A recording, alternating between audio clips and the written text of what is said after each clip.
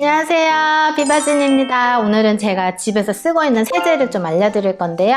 주방 세제, 그리고 세탁 세제, 그리고 청소할 때 뭘 쓰는지 좀 보여드릴게요. 저는 설거지할 때 자연폭 물비누를 메인으로 쓰고 있어요. 이거 그냥 동네 마트에 가서 샀는데, 예전에 제가 저희 아들 아기 때는 세제가 1종, 2종 이렇게 분류가 돼 있었는데 요즘은 그 표시를 할 수가 없다고 하네요. 그래서 1종 세제는 과일이나 야채, 음식물 세척에도 가능하다고 써 있었거든요. 근데 요즘에 1종, 2종 구분은 없고 음식물 세척 가능하다고 써있는 게 왠지 더 성분도 순할 것 같고 가격도 착하고, 그래서 제가 그거를 사고 있는데, 근데 뽀득뽀득하게 잘 닦이는 것 같아서 저는 만족하고 있고요. 그리고 고체 비누도 같이 쓰고는 있는데 저는 왠지 제가 샀던 고체 비누들은 뭔가 물비누보다는 그렇게 뽀득뽀득하진 않는 것 같아서 그냥 보조용으로. 그래서 저는 어떻게 쓰냐면 기름기 좀 많은 거 먼저 고체 비누로 한번 이렇게 쓱 닦은 다음에 물로 헹궈내고 그 다음에 다시 물비누로 한 번씩 쓰고 있거든요. 삼겹살 같은 거 먹었을 때는 집에 있는 베이킹소다 뿌려놨다가 기름기 닦아내고 하던지, 아니면 뭐 과탄산소다도 사실 식기류에 다 써도 되거든요. 과탄산소다도 기름기 없앨 때 같이 쓰시면 좋습니다. 그리고 왜 참기름이나 올리브 오일 같은 거 먹고 나면 이거 병 버릴 때 세척하기가 되게 힘들잖아요. 입구가 너무 좁아가지고. 이런 거는 과탄산소다나 탄산소다랑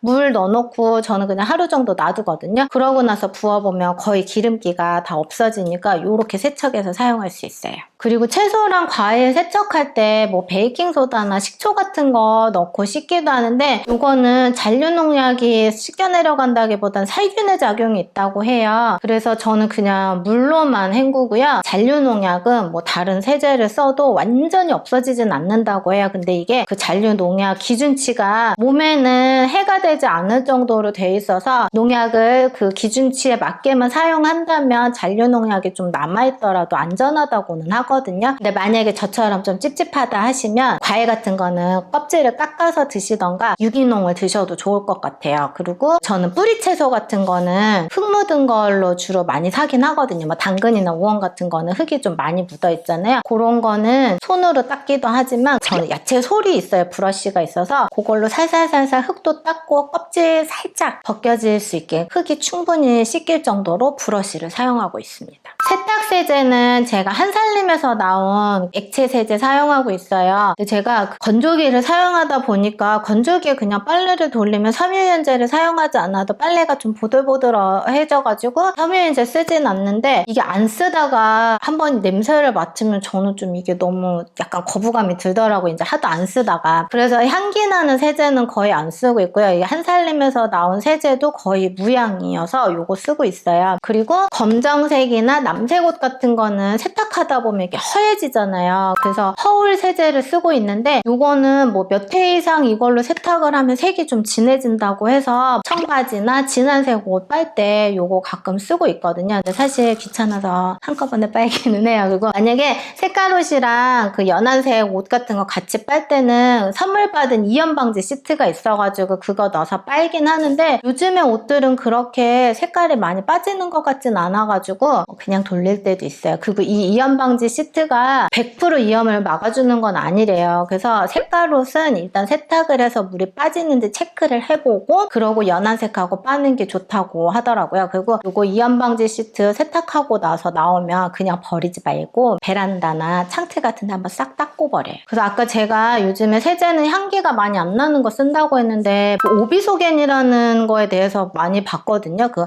향기 나는 제품들이 우리 몸에 비만을 더 유발할 수 있는 독성물질로 작용할 수도 있다고. 캡슐 세제를 제가 썼다가 그거 한 번 쓰고 안 썼는데, 예전에는 뭐 그 캡슐에도 뭐 미세 플라스틱이 있을 수 있네 없네 막 이랬는데, 또 어디서는 아니다 그러고, 뭐 제가 써보니까 집에 여러 가지 세제가 있어 봤자 쓰는 것만 쓰게 되더라고요. 그래서 저는 그냥 한살림 액체 세제만 쓰고 있습니다. 퍼오라고. 그리고 막 고깃집 가서 고기 굽다 보면 이렇게 티에 막 기름도 튀고 집에서 음식하다 보면 튀잖아요. 이런 것들은 하나 이렇게 크게 쳤을 때는 주방세제 이렇게 묻혀놨다가 빨면 없어지기도 하고요. 아니면 과탄산소다 그거 세탁할 때 조금 뿌려서 불림해놨다가 빨면 없어지거든요. 저는 과탄산소다를 흰 옷에도 넣고 색깔 있는 옷 할 때도 넣는데 뭐 과탄산소다 넣는다 그래서 막 색이 다 빠지는 건 아니거든요. 근데 좀 내가 소중히 아끼는 옷이다 하면 과탄산소다 말고 탄산소다를 넣으면 천이 보호가 된다고, 그러니까 상하지 않는다고 해요. 그 다음에 청소세제는 사실 저는 락스 들어간 세제 되게 좋아하거든요. 뭔가 이걸 하고 나면 그 냄새가 찡할 때 막 개운한 느낌이 들고 하는데 이거 안 좋다고 해서 요즘엔 좀 적게 쓰고 있고요. 저번에 제가 말씀드렸듯이 화장실은 습기 관리가 제일 중요해요. 그래서 습기 관리만 잘해주면 사실 이런 독한 세제 안 쓰고도 화장실 깨끗하게 관리할 수 있거든요. 샤워하고 나서 마른 수건으로 수전이랑 이런 데 물기도 제거해주고 바닥에 이제 그 쓰리잘비로 물기도 많이 없애주는데, 그래도 물때 같은 게 좀 꼈을 때는 코스트코에서 마이어스 다목적 세제를 한번 사서 쓰고 있는데, 부엌이랑 화장실이랑 동시에 쓸 수 있는 거 찾다 보니까 이게 있더라고요. 라벤더 향? 뭐 그래서 처음에는 처음 맡아보는 새로운 향이어서 좀 좋았는데, 이것도 많이 쓰다 보면 냄새가 좀 진할 수 있어서 요즘에 좀 적당히 조금씩 뿌려서 사용하고 있고요. 자주 물로 많이 헹궈주고 물기 제거 잘 해주면 물때가 그 줄눈에도 잘 생기진 않지만 이렇게 각진 부분 같은 데는 좀 생길 수 있잖아요. 그 구석에만 쓸 수 있는, 저는 이렇게 J형으로 생긴 솔이 있거든요. 그게 되게 빳빳해서 이렇게 문지르면 웬만한 때는 다 없어지거든요. 그래서 그런 솔 사용하고 있고, 부끄럽지만 저희 집 방에 벽지에 곰팡이가 생긴 거예요. 그 겨울에 아이가 감기 걸릴까봐 가습기를 자주 틀었더니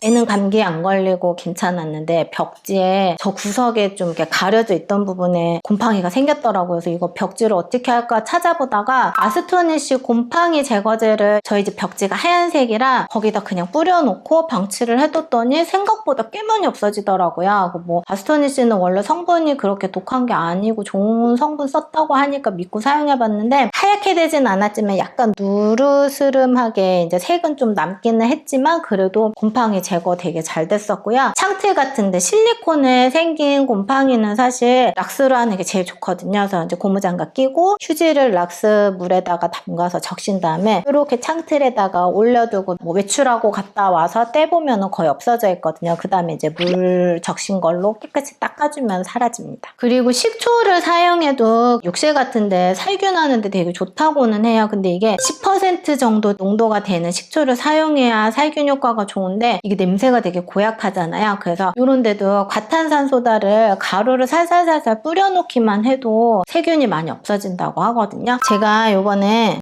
요 수상한 화학책이라고 요걸 읽었는데, 여기에 청소할 때 쓸 수 있는 상식이나 피부 미용, 주방에서 쓸 수 있는, 알아두면 생활에 되게 도움되는 내용이 많아가지고 식초 사용하는 법, 뭐 구연산, 베이킹소다, 그리고 과탄산소다 이런 거 사용하는 방법 다 나와 있어서 집에 한 권 두고 보면 좋을 것 같아요. 자, 오늘은 제가 사용하는 세제에 대해서 말씀드렸는데 여러분들 집에서 잘 사용하고 있고 성분 좋고 안전한 세제 있으면 저도 알려주세요. 구독과 좋아요 부탁드립니다. 감사합니다.